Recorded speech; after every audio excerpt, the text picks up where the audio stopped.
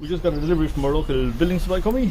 This is called Enrich, and what we're going to do is we're going to put it on our herbaceous beds so to suppress weeds.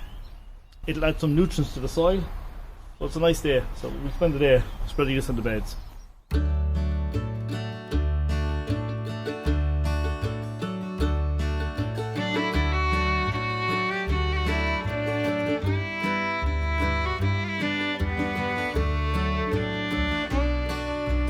There's lots of forage available this time of the year around my apiary, and most of the forage is available in trees.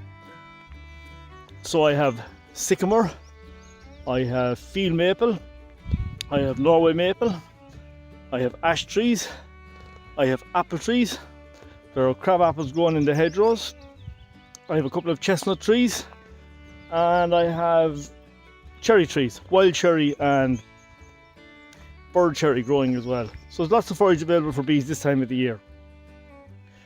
I also have hawthorn in the hedgerows, which is not a tree, but it's in flower at the moment. Hawthorn flowers in May. It's known as the May bush, or an scac, that which makes the hedgerow bite. It is steeped in tradition and folklore, and in May people would normally decorate their hawthorn trees with ribbons and eggshells. Hawthorn secretes nectar as pollen. It can self-pollinate, but honeybees visit it, and not every year does it give a crop of honey, because hawthorn, the Latin name is Crataegus monogaia, Crataegus meaning thorny bush, monogaia meaning one ovary. So it only has one ovary to be fertilised.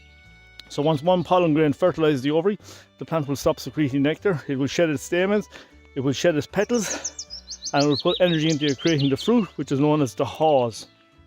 The other tree growing locally here is chestnut. Now you'll find chestnut in the stud farms around here and also growing in some parks. It's a very, very big tree, so it's not suitable for your garden. Chestnut trees produce white flowers and spikes, and when they come into flower you can see the yellow nectar guide on the flower, and once it has been pollinated or fertilized, that yellow nectar guide will change from yellow to red. So it stops producing nectar at that stage. Also, the chestnuts produce a fruit known as a conker.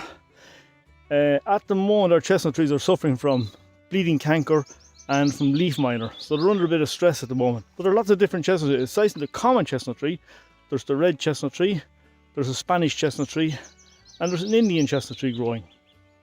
But as I said, they're big trees. Sycamore is in flower at the moment. Sycamore again is a big tree.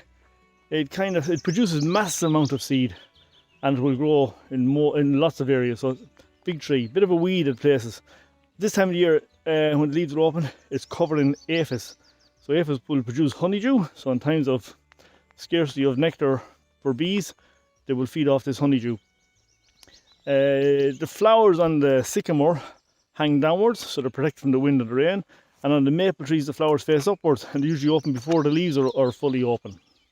Also growing in the vicinity of my apiaries are apple trees. There are ornamental apples, there are cooking apples, and there are eating apples. And there are also some pear trees in some of the gardens nearby. Apples need to be cross-pollinated. That means pollen has to be transferred from one apple tree in flower to a different apple tree in flower at the same time in order to get a crop of apples. Apples have 5 carpels inside the apple. So if you cut it open, you will see there's 5 carpels, and in that there are the 5 seed.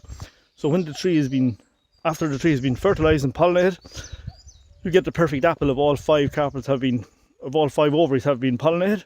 If only 3 have been pollinated, then you'll get a misshapen apple, and that's known as incomplete pollination. But the flowers of apple trees only remain open for maybe 2 to 3 weeks. But the good thing for us as beekeepers, they all don't flower at the same time. Different trees come into flower at different times throughout the month of May and June, so there'll be lots of forage available. Some beekeepers bring their honeybees to orchards for the pollination of the apple crop. And one of the biggest orchards in Ireland is located here in Kildare, and them apples are exported for cider. Generally we're a net importer of pollinated crops, but for apples it's one of those crops that we export. So that's apple trees. Okay, that's it for the month of May. So today we looked at 4 trees. We looked at apple, hawthorn, sycamore and chestnut. Now there are a lot more trees in flower, but we don't have enough time. Next month is known as the June gap, so therefore we'll spend the time in the garden here, and I'll show you what we've grown in the garden here that attracts different pollinating insects. But remember, if any of your hives have died over the winter, take a sample, send it off to Dr. Mary Coffey at Back Weston, It's free service and it might save you a lot of money. So take care till next one. Bye bye.